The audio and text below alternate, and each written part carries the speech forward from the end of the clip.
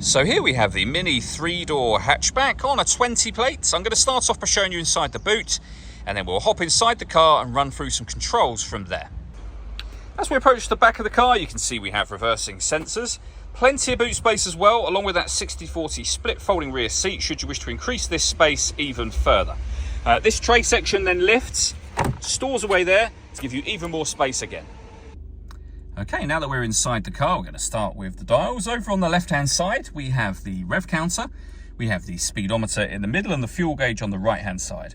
Also in the middle, you can see the total miles for this car, which are only 1,430, so very low mileage.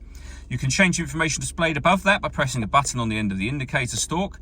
For various bits of trip computer, fuel economy information, you can have a digital readout for the speedometer displayed there, as you can see. And if we back out to the steering wheel, we have a speed limiter on the left-hand side, and on the right-hand side, stereo and phone controls.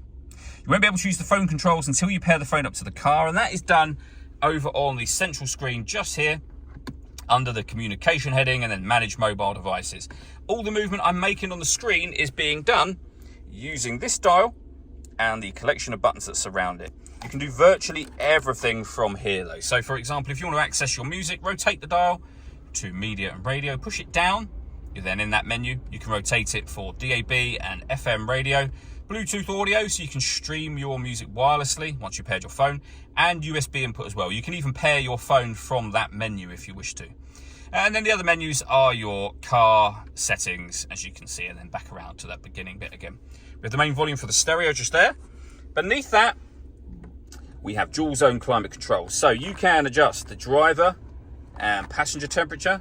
You can increase and decrease the fan speed from here. You can determine what direction you'd like the air to be distributed in. When you're happy with those settings, that button turns your air conditioning on, and it's on when that light shows. Same button to turn it off, of course. All hit auto.